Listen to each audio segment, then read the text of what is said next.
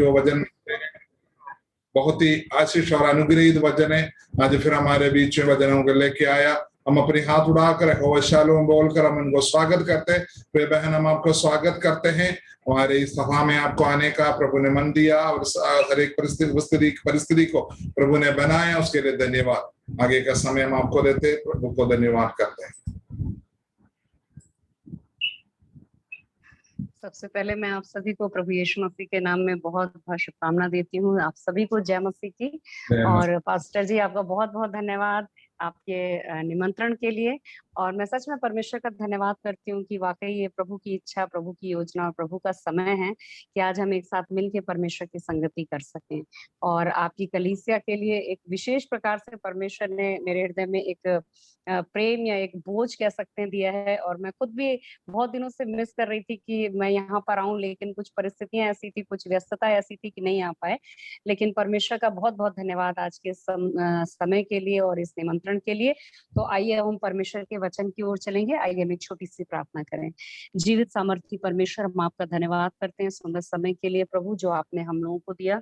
और प्रभु, हमारा विश्वास है कि आज आपने हम सबको जो अपनी उपस्थिति में इकट्ठा किया, इसलिए कि प्रभु आप हमसे बात करना चाहते हैं। पवित्र आत्मा आप प्रभु एक एक से, पास्टर जी से, उनकी कलीसिया के हर एक विश्वासी से, मुझसे प्रभु आज आप हम सब से बात करना चाहते हैं। हमारी विनती है परमेश्वर, हम जब आपकी आवाज को सुनते हैं प्रभु, हमारा हृदय और मन आपकी ओर एकाग्र होने पाए। तमाम इधर उधर की रुकावटें, तमाम परमेश्वर प्रभु सोच विचार जो हमारे मन को आपकी आवाज को सुनने से रोकते हैं, वो यीशु मसीह के नाम में दूर। परमेश्वर बोलने वाला प्रभु आपकी दासी है प्रभु जी, सुनने वाले आपके लोग हैं पिता, वचन आपका है प्रभु। अनुग्रह कर परमेश्वर, जो आप चाहते हैं वो अपने लोगों तक पहुंचाएं। स्वामी होने दें, आपकी मर्जी आज के वचन के द्वारा हमारे जीवनों में पूरी होने पाए। धन्यवाद करते हैं राजा, यीशु मसीह के नाम से मांगते हैं, आमीन। आज हम परमेश्वर के वचन पर मनन करने के लिए नए नियम में प्रेरितों की पुस्तक लेंगे। और प्रेरितों की पुस्तक उसके 3 अध्याय के पद 1 से लेकर आगे हम उसके पद 10 तक देखेंगे, जिसमें मैं चाहूंगी कि हम में से कोई एक जन इसके एक एक पद को लेकर हम पढ़ेंगे। और आज का जो हमारा संदेश है उसका शीर्षक है, कलीसिया आपके पास क्या है। जी हाँ, कलीसिया आपके पास क्या है। तो मैं चाहूंगी कोई हमारे लिए प्रेरितों की पुस्तक उसका 3 अध्याय उसका पहला पद पढ़ दे। पतरस और यूहन्ना तीसरे पहर प्रार्थना के समय मंदिर में जा रहे थे। जी, और इसमें लिखा है, नहीं बस यहीं तक। पतरस और यूहन्ना तीसरे पहर प्रार्थना के समय मंदिर में जा रहे थे। ये पतरस और यूहन्ना यहाँ पर क्या दिखाता है, ये प्रभु यीशु मसीह के चेले हैं। प्रभु यीशु मसीह के स्वर्गारोहण के बाद परमेश्वर के कार्य को पूरा करने की जिम्मेदारी परमेश्वर ने, प्रभु यीशु ने अपने चेलों के ऊपर दी। आज अगर हम देखें तो इस पतरस और यूहन्ना की जगह आप और मैं हैं। अभी हम यहाँ पर आगे बढ़ते हैं, पद 2 इसको पढ़ दीजिए, प्रेरितों 3:2। और लोग एक जन्म के लंगड़े को ला रहे थे, जिसको वे प्रतिदिन मंदिर के उस द्वार पर, जो सुंदर कहलाता है, बैठा देते थे कि वो मंदिर में जाने वालों से भीख मांगे। हालेलुया। हम यहाँ पर क्या देखते हैं, लोग उस मंदिर के एक द्वार का नाम था सुंदर, वहां पर लाकर एक जन्म के लंगड़े भिखारी को लाके बिठा देते थे। यानी कि ये एक उनकी रोज की एक क्रिया थी, उनकी एक उनकी रीति थी कि उस लंगड़े को रोज लाकर वहां बिठा दिया जाता था। और क्यों बिठा दिया जाता था? ताकि वो लोगों से भीख मांगे। हम देखते हैं इस लंगड़े के अगर हम जीवन को देखें तो उसकी स्थिति कैसी है, उसकी स्थिति है कि उसके लिए चलना असंभव बात है। क्यों? क्योंकि वो जन्म से लंगड़ा है, उसके पास कोई आशा नहीं है, वो पूरी तरीके से लाचार है, वो पूरी तरीके से असहाय है। और हम देखते हैं कि वो बहुत सारे दुख से भरा हुआ है, उसके पास और कोई उपाय नहीं है सिवाय इसके कि वो दूसरों से भीख मांगे और अपने जीवन को चलाए। हम यहाँ पर देखते हैं ये लंगड़ा तो अपने पैरों से लंगड़ा था, लेकिन जो लोग उसको लाकर वहां बिठा रहे थे वो भी एक प्रकार से लंगड़े थे।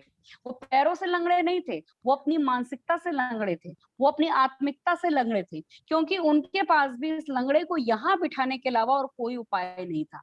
उनकी नजर में अगर इस लंगड़े को कुछ मदद मिलना है, अगर इस लंगड़े का जीवन आगे चलना है, तो केवल एक ही काम है कि उसको लाकर यहाँ बैठा दिया जाए, वो लोगों से भीख मांगे और अपना जीवन यापन करे। कई बार हम हम लोग अपने अगर आसपास के लोगों को देखें, अगर हम एक विश्वासी हैं और हमारे परिवार में अगर अभी कोई जन ऐसा है या कुछ लोग ऐसे हैं जो अभी भी प्रभु यीशु को नहीं जानते हैं, या हमारे रिश्तेदारों में कुछ लोग ऐसे हैं, हमारे घराने में कुछ लोग ऐसे हैं, हमारे परिवार में कुछ लोग ऐसे हैं, हम जिस जगह पे काम करते हैं वहां कुछ लोग ऐसे हैं, हम जिस मोहल्ले में रहते हैं, जिस गांव में रहते हैं, वहां भी कई लोग ऐसे हैं जो आज अपने जीवन में लंगड़ेपन की स्थिति में है। वो हो सकता है पैरों से तो सही है, हो सकता है देखने के लिए दुनिया की नजर में, समाज की नजर में उनके पास अच्छा रुपया पैसा सब कुछ है, लेकिन आज फिर भी वो लंगड़ेपन की अवस्था में। कैसे वो लंगड़ेपन की अवस्था में है? क्योंकि आज उनकी परिस्थितियों में वो अपने आप को निराशा की हालत में पाते हैं, वो अपने आप को असहाय पाते हैं, वो अपने आप को लाचार पाते हैं। उनके पास कई रुपया धन दौलत हो सकती है, लेकिन उसके बावजूद वो एक ऐसी स्थिति में है जहां पर उनके जीवन में शांति नहीं है। हो सकता है वो बहुत सारे तरीके अपना रहे हैं कि अपने जीवन में किसी तरीके से सच्चे आनंद को पाएं, सच्ची शांति को पाएं, सच्चे प्रेम को पाएं, सच्ची संतुष्टि को पाएं, लेकिन इन सबको वो किसी भी रीति से नहीं पा रहे। वो एक लंगड़ेपन की स्थिति में है। वो बहुत सारे धर्म कर्म के काम करके अपने जीवन में शांति पाना चाहते हैं, अपने जीवन में आशीष पाना चाहते हैं, कई तीर्थ यात्राओं के लिए निकल जाते हैं, कई प्रकार के धार्मिक अनुष्ठान करते हैं, कई प्रकार के दान पुण्य करते हैं कि किसी तरीके से उनके जीवन में उनको आशीष मिल जाए, किसी ना किसी तरीके से उनके जीवन में उनको संतुष्टि मिल जाए, उनकी प्रार्थनाओं का उत्तर मिल जाए। हम देखते हैं कई बार जो अपने धर्म के कामों से नहीं कर पाते हैं, कई लोग इसको पैसा कमाने से या पैसे को खर्च करने से अपने जीवन में शांति और आनंद को पाने की कोशिश करते हैं। कई लोग जब पैसे से नहीं हो पाता, तरह तरह के मनोरंजन में चले जाते हैं, कई बार लोग नशे में चले जाते हैं, कई बार लोग बहुत सी गलत आदतों में चले जाते हैं, कई बार लोग बहुत तरीके को अपनाते हैं अपने जीवन में उस संतुष्टि को पाने के लिए, उस सच्चे प्रेम को पाने के लिए, उस सच्चे आनंद को पाने के लिए, लेकिन उनको कहीं से कुछ भी नहीं मिलता है। उनको कोई उपाय काम नहीं आता है। कई बार लोग पाप में चले जाते हैं, अपराध में चले जाते हैं, कुकर्मों में चले जाते हैं कि किसी तरीके से हो सकता है हमारे जीवन के अंदर हम जो चाहते हैं वो मिल जाए, किसी तरीके से हमें शांति मिल जाए। लेकिन प्रियो, आज वो लंगड़ेपन की स्थिति में हमारे चारों ओर बहुत से ऐसे लोग हैं जो अपने जीवन में एक लंगड़ेपन की स्थिति से होकर जा रहे हैं। क्या कभी हम लोगों ने उनके बारे में सोचा है? अभी हम लोगों ने एक बहुत सुंदर गीत गाया, मैं परमेश्वर का धन्यवाद करती हूँ दोनों बच्चों के लिए, बहुत सुंदर उन्होंने गीत गाया कि मसीही जिंदगी आनंद की जिंदगी। सच है प्रियो, मसीही जिंदगी आनंद की जिंदगी है। लेकिन आज हम कई मसीहियों को देखते हैं कि प्रभु यीशु मसीह पर विश्वास करने के बावजूद भी उनके जीवन में वो सच्चा आनंद दिखाई नहीं देता है। कहीं ना कहीं वो फिर से प्रभु में आने के बाद संसार की समस्याओं में, शरीर के दुखों में, तरह तरह के बोझ में और चिंता में दबे हुए रहते हैं। वो होंठों से तो गाते हैं कि मसीह जिंदगी आनंद की जिंदगी, लेकिन वास्तव में कहीं ना कहीं वो अपने आप को उस आनंद से अलग पाते हैं। वो पाते हैं हमारे जीवन में वो आनंद नहीं। आप जानते हैं हमारे जीवन में वो आनंद क्यों नहीं? कुछ दिनों पहले मेरी किसी से इस विषय पर बात हो रही थी। हमारे जीवन में असली आनंद, मसीह जीवन का असली आनंद तब आता है जब हम प्रभु यीशु मसीह की सेवा कर रहे होते हैं, जब हम प्रभु यीशु मसीह का प्रचार कर रहे होते हैं, जब हम प्रभु यीशु मसीह के राज्य के लिए कार्य कर रहे होते हैं, जब हम आत्माओं को बचाने के कार्य में होते हैं, जब हम परमेश्वर के जीवित वचन को बांटने के कार्य में होते हैं। हम जो कुछ परमेश्वर के लिए करते हैं मेरे प्रियो, उसमें जो आनंद है वो और किसी चीज में नहीं। और सच्चा मसीही आनंद सच में पिता के साथ उसके राज्य के कार्य में है। हालेलुया। इसीलिए हम यहाँ पर देखते हैं पतरस और यूहन्ना एक ऐसे लंगड़े को देख रहे हैं जिसके पास कोई आशा नहीं है, लोगों के पास कोई आशा नहीं है, उनके पास कोई उपाय नहीं है, उनके पास केवल एक ही चीज है, इसको भीख मांगना है, इसको भीख मांग के अपने जीवन का गुजारा चलाना है, अपने जीवन यापन को करना है। और अभी हम उसके आगे देखते हैं, 3रा अध्याय उसके 3रे पद को पढ़ देंगे, प्रेरितों 3:3।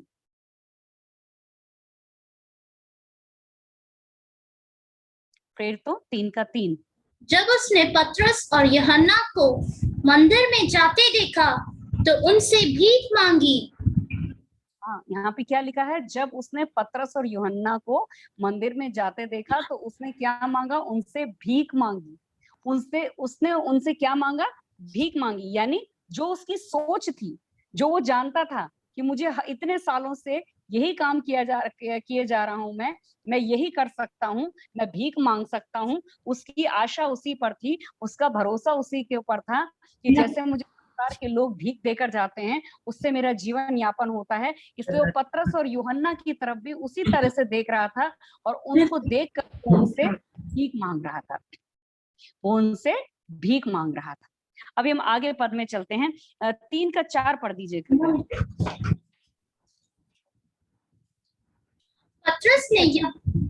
पतरस ने यूहन्ना के साथ उसकी ओर ध्यान से देखकर कहा, हमारी ओर देख।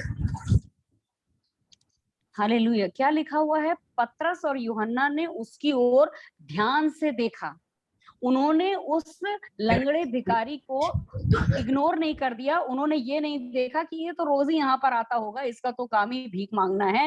लोग उस लंगड़े भिखारी को कैसे देखते होंगे? जब लोग वहां से जाते होंगे तो हो सकता है कुछ लोग उसके ऊपर तरस खाते होंगे, उसके ऊपर दया दिखाते होंगे। हो सकता है कुछ लोग उसको भीख में कुछ पैसे फेंक देते होंगे। हो सकता है कुछ लोग उसके लिए कुछ भी नहीं करते होंगे, उसको देख के नजरअंदाज करके आगे निकल जाते होंगे। हो सकता है कुछ लोग उसको देते देते परेशान हो गए, अब वो उसको दुत्कारने लगे होंगे। लेकिन बाइबल कहती है कि प्रभु के दास, प्रभु के लोग जब वहां से गुजर रहे थे, पतरस और यूहन्ना, बाइबल कहती है उन्होंने ध्यान लगाकर देखा। पतरस और यूहन्ना ने क्या चीज उस भिखारी के अंदर ध्यान लगाकर देखी? क्या चीज उनको ऐसी आकर्षित हुई कि वो उस भिखारी की उस पुकार के ऊपर ध्यान लगा रहे? याद रखिए, पतरस और यूहन्ना कौन लोग थे? ये वो लोग थे जो यीशु मसीह के साथ 3.5 साल रहे थे। वो यीशु मसीह के साथ 3.5 साल यीशु मसीह की शिक्षाओं को सुन रहे थे, यीशु मसीह के जीवन को देख रहे थे, यीशु मसीह की सेवकाई को देख रहे थे, यीशु मसीह के कार्यों को देख रहे थे, यीशु मसीह के स्वभाव को देख रहे थे। और यहाँ पर हम देखते हैं जब वो इतने दिन अपने प्रभु के साथ रहकर इन सारी बातों को सीख रहे थे, कहीं ना कहीं उनके ऊपर भी इन बातों का असर हुआ। कहीं ना कहीं उन्होंने अपने प्रभु से ये बातें सीखी थी। और यहाँ पर कहते हैं कि पतरस और यूहन्ना ने ध्यान लगाकर देखा। उन्होंने क्या ध्यान लगाया? उन्होंने ध्यान लगाया इस व्यक्ति की वर्तमान दशा क्या है। उन्होंने देखा आज ये किस हालत में पड़ा हुआ है, आज ये कितनी लाचार हालत में, आज ये कितनी दयनीय हालत में है, आज इसके जीवन में कितनी परेशानियां हैं, आज इसके जीवन में कितना दुख है। उन्होंने उसकी उस हालत के ऊपर ध्यान लगाया। आपको पता है प्रियो, हमारे आसपास कई ऐसे लोग हैं जिनके जीवन में आज बिल्कुल ऐसी हालत है। हम कई बार अपने आसपास जो लोग होते हैं उनको वैसे ही देखते हैं जैसे वो हमें ऊपर से शारीरिक रूप से, सामान्य रूप से दिखाई दे रहे हैं। लेकिन अगर हम परमेश्वर से प्रार्थना करें कि प्रभु तू मुझे लोगों को देखने के लिए वो दृष्टि दे, मुझे देखने के लिए वो अपना अनुग्रह दे, जिस नजर से तू देखता है, तो प्रियो हम देखने पाएंगे कि लोग आज कितने तरीके के दुखों में पड़े हुए हैं। हमारे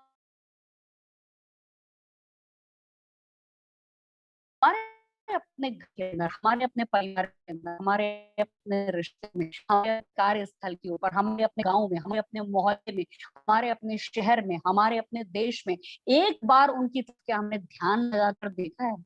हम केवल उनको बाहर से देखते हैं, लेकिन अगर हम परमेश्वर जाने के लिए तैयार हो रहे हैं, कितने लोग आज अंधकार में बंधे हैं, कितने लोग शैतान के झूठ में बंधे हुए हैं, कितने लोग आज इस समय शैतान के चंगुल में फंसे हुए हैं। क्या कभी हमने उन लोगों पर ध्यान लगाया है?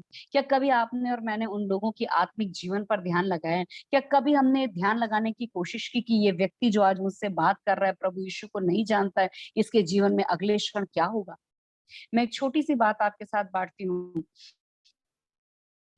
पिछले कुछ दिनों करीब 7-8 महीने पहले हमारे परिचय में एक जवान लड़का है, 25-26 साल का जवान लड़का, प्रभु यीशु मसीह को नहीं जानता है, नहीं विश्वास करता है और बहुत अच्छे तरीके से एक अच्छे परिवार से आता है और अच्छी नौकरी कर रहा है और सब कुछ उसके जीवन में बहुत अच्छा जा रहा था, बहुत सामान्य तरीके से जा रहा था। उसकी शादी होती है, शादी के 2-3 महीने के बाद अचानक एक रात हमारे पास 12 बजे ने आत्महत्या करने की कोशिश की। वो अस्पताल पहुंचा दिया गया है। आप जानते हैं हमारे आसपास कितने ऐसे लोग हैं जिन्हें शैतान इस तरीके से नाश करना चाहता है। क्या कभी हमने उनके ऊपर ध्यान लगा? भिखारी को वैसे ही देखते हैं जैसे संसार के लोग भीख मांगना है। पतरस और यूहन्ना ने उसकी वर्तमान स्थिति के ऊपर ध्यान लगाया और पतरस और यूहन्ना वो लोग थे जो प्रभु यीशु मसीह के साथ रहने वाले थे। वो जानते थे कि जब यीशु किसी व्यक्ति के ऊपर ध्यान लगाता है तो यीशु मसीह केवल उसकी वर्तमान स्थिति को नहीं देखता, यीशु मसीह उसके भविष्य को देखता है। जिस व्यक्ति के जीवन में प्रभु यीशु मसीह का हाथ लग जाता है, उसकी वर्तमान परिस्थिति उसके भविष्य के ऊपर कभी प्रभाव भाव नहीं डाला। यीशु मसीह ने जब अपने चेलों को चुना, जब उसने मछुआरों को चुना, उसने क्या कहा? उसने मछुआरों को चुनते समय कहा, मैं तुम्हें मनुष्यों का पकड़ने वाला बनाऊंगा। उसने पतरस से क्या कहा? उसने कहा, हे पतरस, मैं तुझसे कहता हूँ, इस पत्थर में मैं अपनी कलीसिया बनाऊंगा। हमारा प्रभु यीशु मसीह जब किसी पर ध्यान लगाता है, वो उसके भविष्य को देखता है। हालेलुया। हम यहाँ पर देखते हैं पतरस और यूहन्ना ने इस लंगड़े भिखारी को ध्यान से देखा। उन्होंने केवल इसकी वर्तमान स्थिति के ऊपर ध्यान नहीं लगाया, उन्होंने ये ध्यान लगाया, अगर आज ये व्यक्ति प्रभु यीशु मसीह के नाम में चंगा हो जाता है, अगर ये प्रभु यीशु मसीह के ऊपर विश्वास करता है, तो इसके द्वारा कितना बड़ा कार्य परमेश्वर के राज्य में हो सकता है। क्या कभी हम लोगों के भविष्य के बारे में सोचते हैं? हमारे चारों बहुत सारे लोग हैं, हमारे चारों बहुत से अविश्वास लोग हैं। कभी हम सोचते कि अगर एक व्यक्ति प्रभु यीशु मसीह के पास आए तो इसके जीवन के द्वारा पढ़ सकते हैं कि एक दिन ये जरूर नरक में जाएंगे। इन्होंने प्रभु यीशु मसीह का इनकार किया, इन्होंने प्रभु यीशु मसीह पर विश्वास नहीं किया, इनका भाग केवल नरक की आग है। क्या हम केवल लोगों को इस नजर से देखते हैं? पतरस और यूहन्ना ने उनको देखा, उस लंगड़े को देखा, उन्होंने बड़े ध्यान से देखा, और मेरा विश्वास है कि उन्होंने जब पतरस और यूहन्ना ने उस लंगड़े को देखा तो उन्होंने केवल उसकी आज की वर्तमान स्थिति को नहीं, उसने इस बात को देखा कि जब ये प्रभु यीशु मसीह पर विश्वास करेगा, ये चंगा होगा, इसके द्वारा परमेश्वर कितने बड़े बड़े काम करेगा। अभी हम प्रेरितों की किताब उसके 3 अध्याय और उसके 5वें पद को देखेंगे। मैं चाहूंगी 4 और 5 एक बार फिर से पढ़ते हैं, 3 का 4 और 5। पतरस ने यूहन्ना के साथ उसकी ओर ध्यान से देखकर कहा, हमारी ओर देख। अतः वो उनसे कुछ पाने की आशा रखते हुए उनकी ओर ताकने लगा। हालेलुया। यहाँ पर क्या लिखा है? पतरस ने यूहन्ना के साथ उसकी ओर, किसकी ओर? लंगड़े की ओर ध्यान से, उन्होंने ध्यान लगाया और ध्यान से देखकर कहा कि हमारी ओर देख। अतः वो उनसे कुछ पाने की आशा रखते हुए उनकी ओर ताकने लगा। हालेलुया। उन्होंने क्या कहा? हमारी ओर देख। यानी लंगड़े के अंदर एक आशा आ गई कि अब शायद मुझे इनसे एक बहुत अच्छा पैसा मिलेगा, मुझे एक बहुत अच्छी भीख मिलेगी, एक बहुत बड़ा मुझे रकम मिलेगी, मुझे इनसे कुछ सोना चांदी, कुछ बहुमूल्य वस्तु मिलेगी। और वो पूरे अपने ध्यान को पतरस और यूहन्ना की ओर केंद्रित करके देखने लगा। वो कहते हैं, हमारी ओर देख, यानी कि हमारे पास तेरे लिए कुछ है, हम तुझे कुछ देना चाहते हैं। और वो पूरे ध्यान से उनकी ओर देखने लगा। क्या आज हम अपने ऐसे नाश हो रहे लोगों से कभी कहते हैं कि हमारी ओर देखिए, हमारे पास आपके लिए कुछ है? क्या हम कभी नाश हो रहे लोगों से पूछते हैं कि आपकी जीवन में क्या परेशानी है? हमारे पास आपके लिए एक उपाय है। कभी हम पूछते हैं कि आपके जीवन में क्या कष्ट है? हमारे पास आपके लिए एक उपाय है। या हम केवल उनके दुख और कष्ट को देखकर उनके ऊपर एक न्याय की घोषणा कर देते हैं, हम उनको इग्नोर कर देते हैं, हम उनकी बातों पर, उनके दुख पर ध्यान नहीं देते, हम उस समस्या को एक सुसमाचार सुनाने का एक जरिया नहीं बनाते हैं, हम केवल इसको दुनिया के समान सुनते हैं और सुनकर चले जाते हैं। यहाँ पर लिखा हुआ है, पतरस और यूहन्ना ने लंगड़े से कहा, हमारी ओर देख, क्योंकि हमारे पास कुछ है तुझे देने के लिए। और वो उनकी ओर आशा लगाकर देखने लगा। और अगर हम इसके 6ठे पद को पढ़ें तो वहां पर इस तरह से लिखा है, तब पतरस ने कहा, चांदी और सोना तो मेरे पास नहीं है, परंतु जो मेरे पास है वो तुझे देता हूँ। यीशु मसीह नाजरी के नाम से चल फिर। पतरस और यूहन्ना ने क्या कहा लंगड़े भिखारी से? लंगड़ा भिखारी भीख मांगने की उम्मीद में, लंगड़ा भिखारी भीख मिलेगी, एक बड़ी रकम मिलेगी, हो सकता है सोना चांदी मिलेगा, इस उम्मीद से परमेश्वर के दासों की ओर देख रहा है, प्रभु के लोगों की ओर देख रहा है। और पतरस क्या कहता है उससे? कहता है, सोना और चांदी मेरे पास नहीं है। वो कहता है, जिससे तूने उम्मीद लगाई है, जिस पर तूने भरोसा रखा है, वो सोना चांदी मेरे पास नहीं है, लेकिन मेरे पास कुछ ऐसा है जो सोने चांदी से भी बढ़कर है। हालेलुया। सोना चांदी तुझे भिखारी का भिखारी बना के रखेगा, क्योंकि तेरी मानसिकता भिखारी बनी रही। सोना चांदी, रुपया, पैसा तेरे लंगड़ेपन को दूर नहीं कर पाएगा। सोना चांदी तुझे चलने की ताकत नहीं दे पाएगा। सोने चांदी से तेरा भविष्य नहीं बदल जाएगा। हो सकता है कुछ दिन के लिए तू इस संसार में आराम से रहेगा, लेकिन मरने के बाद तू इस लंगड़ेपन से भी ज्यादा कठिन स्थिति में, उस नरक की आग में चला जाएगा। इसलिए वो सोना चांदी मेरे पास नहीं है तुझे देने के लिए, क्योंकि उससे तेरा कुछ लाभ भी नहीं होगा। लेकिन वो कहता है, सोना और चांदी तो मेरे पास नहीं है, परंतु जो मेरे पास है, हालेलुया, पतरस और यूहन्ना कहते हैं जो मेरे पास है वो मैं तुझे देता हूँ। पतरस और यूहन्ना के पास ऐसा क्या था जो सोने चांदी से बढ़कर था? पतरस और यूहन्ना के पास ऐसा क्या था जो उस लंगड़े को देना चाहते थे? पतरस और यूहन्ना के पास ऐसा क्या था जिसके लिए वो लंगड़ा उनकी ओर आशा लगा सके? पतरस और यूहन्ना के पास ऐसा क्या था जो उस लंगड़े के जीवन में परिवर्तन लिया है? पतरस और यूहन्ना उसको ऐसा क्या देने का वायदा कर रहे थे जो वो बड़े दावे से कहते हैं कि हमारी ओर देख? पतरस और यूहन्ना कहते हैं सोना और चांदी तो मेरे पास नहीं है, परंतु जो मेरे पास है वो मैं तुझे देता हूँ। यीशु मसीह के नाम से चल पे। हालेलुया। पतरस और यूहन्ना के पास यीशु मसीह था। आज हमारे चारों ओर जब हम ऐसे लोगों को देख रहे हैं जो लंगड़ेपन की स्थिति में हैं, क्या हम उनसे कहते हैं कि जो मेरे पास है वो मैं आपको देता हूँ, जो मेरे पास है वो मैं आपको देती हूँ? एक बार की बात है, मैं, मेरे पति और हमारे कलीसिया के एक भाई, हम मिलकर अस्पतालों में सुसमाचार सुनाते थे जब ये महामारी का दौर नहीं था।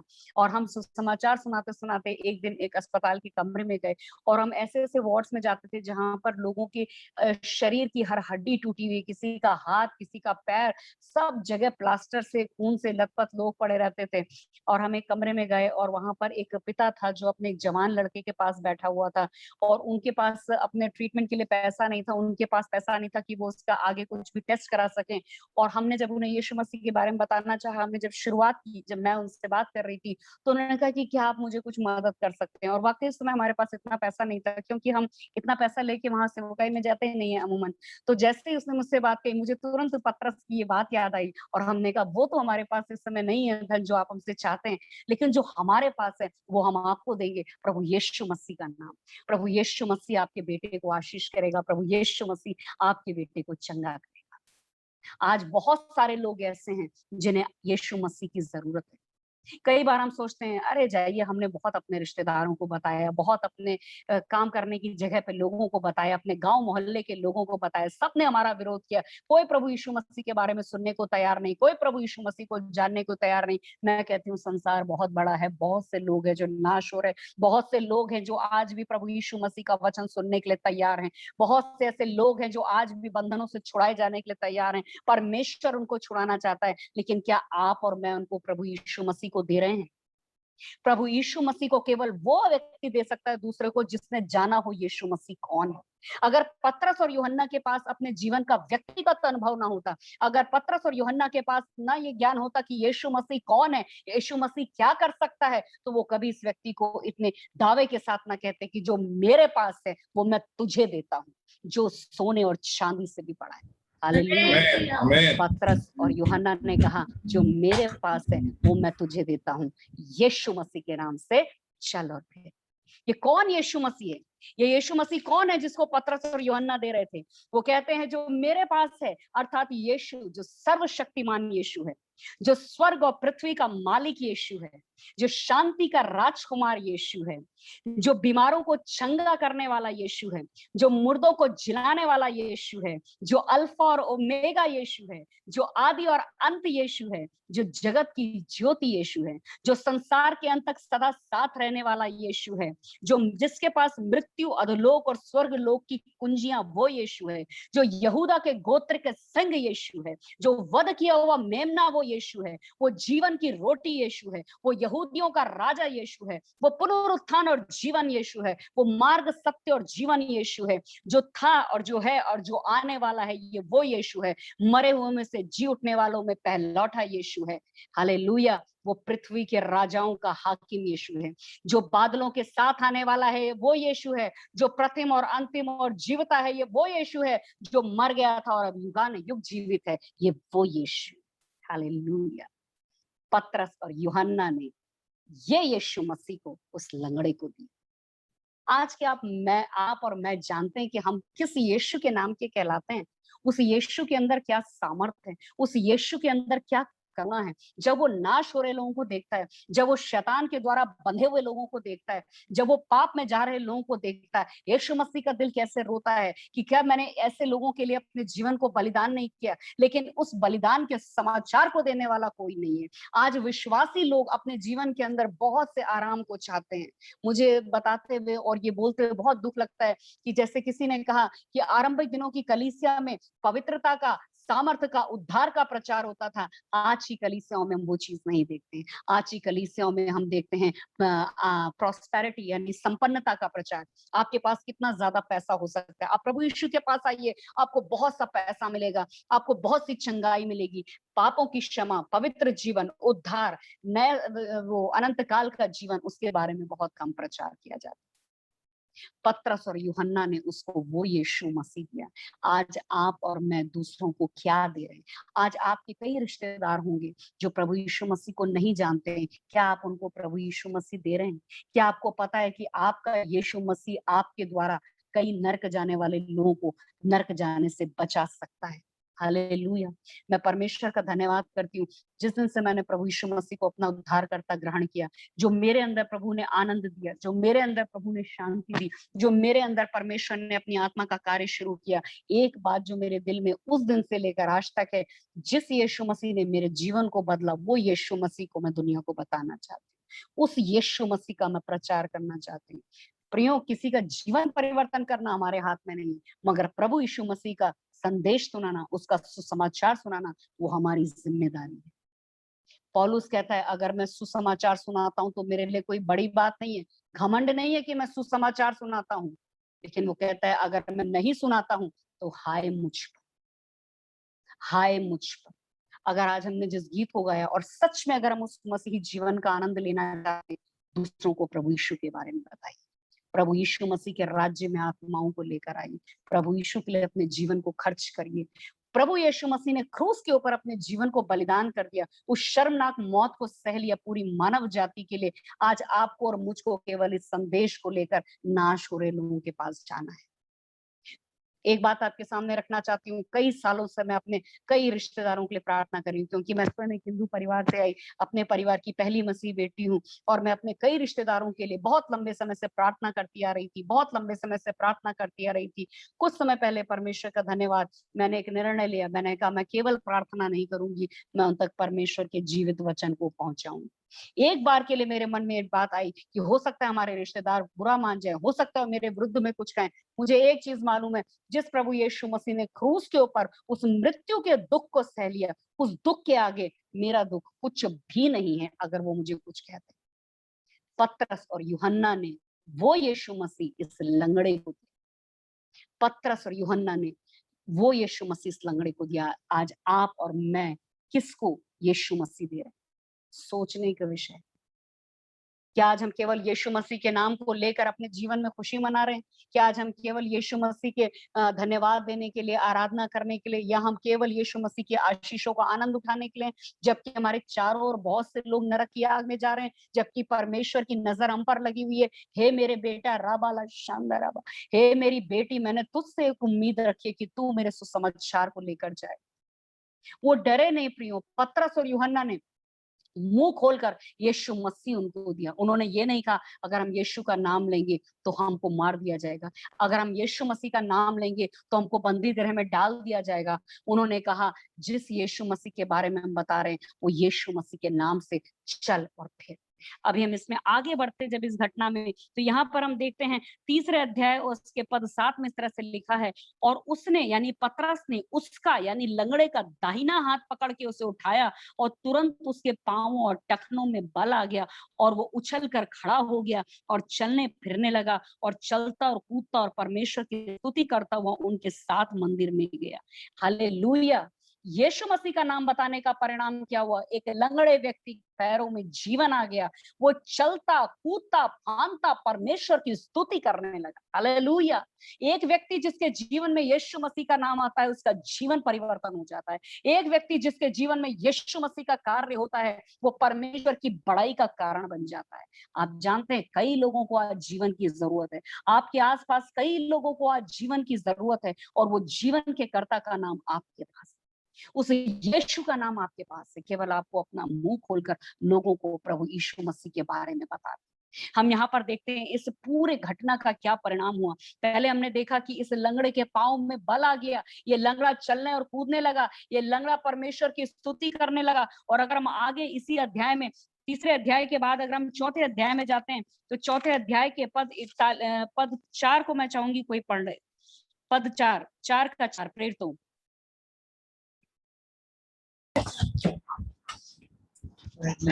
परंतु वचन के सुनने वालों में से बहुतों ने विश्वास किया और उनकी गिनती 5,000 पुरुषों के लगभग हो गई। हालेलुया।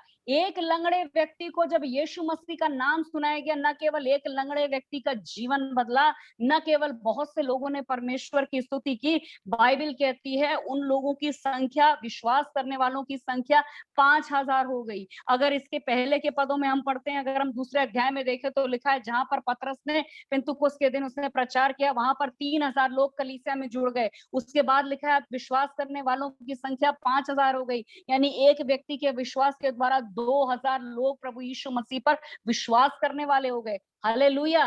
एक व्यक्ति जिसके जीवन में परमेश्वर का कार्य हुआ, उसके जीवन के द्वारा कितने लोग परमेश्वर के राज्य में आ गए, कितने लोग परमेश्वर के ऊपर विश्वास करने वाले हो गए। और अगर हम यहाँ पर देखते हैं तो हम यहाँ पर देखते हैं 4था अध्याय और उसके पद 21 में इस तरह से लिखा हुआ है, तब उन्होंने उनको और धमकाकर छोड़ दिया, क्योंकि लोगों के कारण उन्हें दंड देने का कोई दांव नहीं मिला, इसलिए कि जो घटना हुई थी उसके कारण सब लोग परमेश्वर की बड़ाई करते थे। एक लंगड़े व्यक्ति की चंगाई से कितने लोग परमेश्वर के राज्य में आए। एक लंगड़े व्यक्ति की चंगाई से कितने लोग परमेश्वर की आराधना करने वाले बन गए। अगर आज हम एक व्यक्ति को प्रभु यीशु मसीह के पास लाते हैं, प्रियो, हम नहीं जानते उसके द्वारा कितना बड़ा परमेश्वर का कार्य होने जा रहा है। हम कई बार सोचते हैं इस व्यक्ति का जीवन नाश हो जाएगा, ये व्यक्ति शराब के नशे में ही मर जाएगा, ये इसी तरीके से पाप करते हुए ही मर जाएगा। क्या कभी आपने और मैंने सोचा है कि अगर इसी पापी व्यक्ति को प्रभु यीशु मसीह छू ले तो इसका जीवन न केवल बदलेगा लेकिन कईयों को प्रभु के राज्य में लेकर आएगा। याद करें आप और मैं किस दशा में थे, उस समय यीशु मसीह ने हमको छुआ और हमारे जीवन को बदल दिया। क्या आज हम अपने आसपास नाश हो रहे लोगों को प्रभु यीशु को देने को तैयार है? क्या आज हम तैयार हैं कि हम अपना मुंह खोल के प्रभु यीशु के बलिदान के समाचार को बता सकें, प्रभु यीशु के मरने से जी उठने के समाचार को बता सकें, हम लोगों को बता सके कि सच्ची शांति, सच्चा उद्धार, सच्चा अनंत जीवन केवल प्रभु यीशु मसीह में है? क्या हम बता सकते हैं कि मार्ग, सत्य और जीवन केवल प्रभु यीशु मसीह? यही हमारे मसीही जीवन का असली आनंद है। यही हमारे मसीही जीवन का असली आनंद है। मैं एक बात के साथ आपके सम्मुख इस संदेश को विराम देना चाहती हूँ। क्या आज कलीसिया वास्तव में जीवित है? क्या कलीसिया वास्तव में जीवित है? कलीसिया के जीवित होने का प्रमाण है कलीसिया कार्य करती। यीशु मसीह ने कहा मेरा पिता अब तक काम कर रहा है और मैं काम कर रहा हूँ। आज आप और मैं क्या कर रहे हैं? हम मसीह की देह हैं, हम मसीह के अंग हैं। आज आप और मैं क्या कर रहे हैं? आज हमारा जीवन हम किस चीज के लिए खर्च कर रहे हैं? मेरे प्रियो, बहुत थोड़ा समय है जब प्रभु यीशु मसीह का दूसरा आगमन होने वाला है। बहुत थोड़ा समय है जब हमारा जीवन इस संसार से समाप्त हो जाएगा। हम संसार में तरह तरह की महामारियों को देख रहे हैं, तरह तरह के युद्ध की बातों को देख रहे हैं, तरह तरह के अकाल पड़ रहे, भूकंप पड़ रहे, बहुत सारी चीजें हो रही हैं। हमें और आपको नहीं पता हमारा जीवन कितने दिन का है, लेकिन क्या इस जीवन को हमने एक सही कार्य के लिए निवेश किया है? आज आपका और मेरा जीवन, मैं परमेश्वर का धन्यवाद करती हूँ कि प्रभु ने सच में आपको और मुझको अभी तक जीवित रखा है, हम सबको अभी तक संभाल के रखा है। तो क्या केवल इसलिए रखा है कि हम केवल अपने शरीर की आवश्यकताओं के लिए इस जीवन को बिताएं, केवल अपने स्वर्ग जाने के आनंद की आशा में इस जीवन को बिताएं, जबकि चारों ओर बहुत से लोग नाश हो रहे हैं, चारों ओर लोग पुकार रहे हैं, कोई एक शांतिदाता है, कोई एक सच्चा परमेश्वर है, कोई एक जीवित परमेश्वर है, कोई एक ऐसा परमेश्वर जो हमको छुटकारा दे सकता है, और उसका वचन आपके और मेरे हाथ में। क्या आज हम ऐसे लंगड़े लोगों को प्रभु यीशु मसीह दे रहे हैं? क्या आज हम लंगड़े लोगों को प्रभु यीशु मसीह दे रहे हैं? आज पतरस आप हैं, आज यूहन्ना आप हैं, आज पतरस और यूहन्ना मैं हूँ, आज पतरस और यूहन्ना कलीसिया है, आज लंगड़ा ये संसार है, आज लंगड़े वो लोग हैं जो आपके और मेरे चारों ओर रह रहे हैं। क्या हमने उनको प्रभु यीशु मसीह दिया? क्या हमने उनको वो चांदी और सोने से बहुमूल्य यीशु मसीह दिया जो उनके जीवन को बदल सकता है? प्रियो, इस संसार में हमें कुछ भी मिले या ना मिले, लेकिन आत्माएं जीतना परमेश्वर के राज्य के लिए सबसे महान आनंद को लेकर आता है। हालेलुया। हमारे जीवन का एक उद्देश्य हो, क्यों ना परमेश्वर हम बहुत से आत्माओं को तेरे राज्य में। प्रियो, एक बार अपने मन को परमेश्वर के सम्मुख उड़े लें, प्रभु से प्रार्थना करें, प्रभु जिस अनमोल प्रभु यीशु ने मेरे जीवन को बदला है, इस प्रभु यीशु मसीह का नाम मैं हर एक व्यक्ति तक पहुंचाना चाहता हूँ। प्रियो, आपके हृदय की एक सच्ची प्रार्थना, आपके हृदय का एक सच्चा बोझ कई लोगों को परमेश्वर के राज्य में लेकर आएगा, कईयों के जीवन को बदलेगा। परमेश्वर आपके अंदर उस आग को लेकर आए। आज की शाम में ये प्रार्थना है। आइए हम थोड़ी देर परमेश्वर के सम्मुख प्रार्थना में समय बिताएं। धन्यवाद करते हैं जीवित परमेश्वर, आपके वचन के लिए हम धन्यवाद करते हैं प्रभु जी कि आपने सच में प्रभु हमसे बात किया। सच में परमेश्वर, आज प्रभु जी वो पतरस और यूहन्ना, मैं और प्रभु जी आपके लोग हैं परमेश्वर। और प्रभु ये लंगड़ा पूरा संसार है प्रभु जी, जो केवल भीख पाने की आशा करता है, लेकिन परमेश्वर आपने हमें सोने और चांदी से बहुमूल्य यीशु मसीह को दिया। हमारी प्रार्थना है पवित्र आत्मा आज की रात प्रभु जी मेरे प्रिय भाई बहनों के जीवन में, मेरे जीवन में परमेश्वर वो नाश हो रही आत्माओं का बोझ आने पाए। प्रभु हम प्रार्थना करते हैं, हमें वो नजर दे प्रभु, हमें वो आंखें दे परमेश्वर, हमारी वो आत्मिक आंखें खुल जाए प्रभु, कि हम अपने चारों ओर के लोगों की वास्तविक परिस्थिति को देख सके। प्रभु हम केवल अपने कामों में व्यस्त न रहें, हम ध्यान से देखें उस नाश हो रहे भाई की, उस नाश हो रहे बहन की, उस नाश हो रहे परिवार की प्रभु जी क्या दशा है प्रभु। प्रभु जैसे आप करुणा से भरते थे और जैसे परमेश्वर आप उनको छू के आजाद करते थे, आज पवित्र आत्मा हमारे अंदर वही बोझ दीजिए, आज पवित्र आत्मा हमारे अंदर वही इच्छा दीजिए। आज परमेश्वर हम उसी यीशु मसीह का नाम पतरस और यूहन्ना के समान लोगों तक पहुंचा सके। परमेश्वर हम आपसे प्रार्थना करते हैं ताकि प्रभु जी कई लोगों के जीवन बचने पाए, कई लोगों के द्वारा प्रभु आपके नाम को महिमा और जलाल मिलने पाए। परमेश्वर थोड़ा समय बचाए प्रभु जी, संसार के लिए ना बिताएं प्रभु, नाश हो रहे लोगों को आपके राज्य में लाएं, जो प्रभु हमारे जीवन में सच्चा मसीह आनंद लेकर आता है। परमेश्वर हम तेरा धन्यवाद करते हैं कि तूने हमें इस योग्य समझा कि हम तेरे राज्य के कार्य में तेरे भागी होने पाए। परमेश्वर हम सबको तू अनुग्रह और मदद कर, यीशु मसीह के पवित्र नाम में, आमीन आमीन। परमेश्वर आपको इस वचन के द्वारा आशीष दे, आमीन। थैंक यू बहन, हमारे बीच में आकर श्रेष्ठ वचनों को बांटा। प्रभु आपको बहुतायत से आशीष दे। हम आपके लिए प्रार्थना करते हैं, प्रभु आपको इस्तेमाल करे और भी समय हमारे बीच में आने के लिए हालेलुया कष्ट कीजिएगा। Thank you, thank you.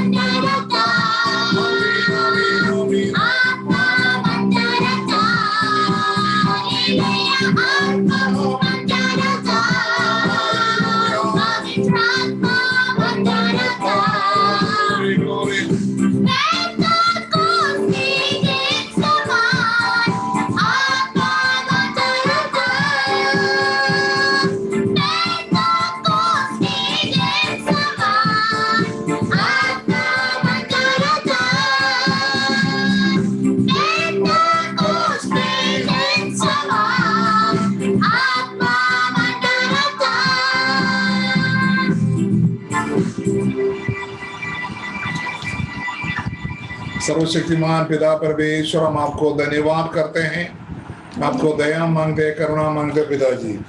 आज का दिन में पिताजी आपकी दासी के द्वारा पवित्र वचनों को हमारे बीच में बांटा गया पिताजी। हम इस संसार के लोगों को पिताजी इस तरीके से, वो लोग जिस बात को चाहते हैं उसको जानने के लिए उनकी ओर हालेलुया आपकी जो दया दृष्टि है पिताजी, आप हमारे द्वारा करने के लिए हम आपसे विनती करते हैं पिताजी, दया मांगते हैं पिताजी।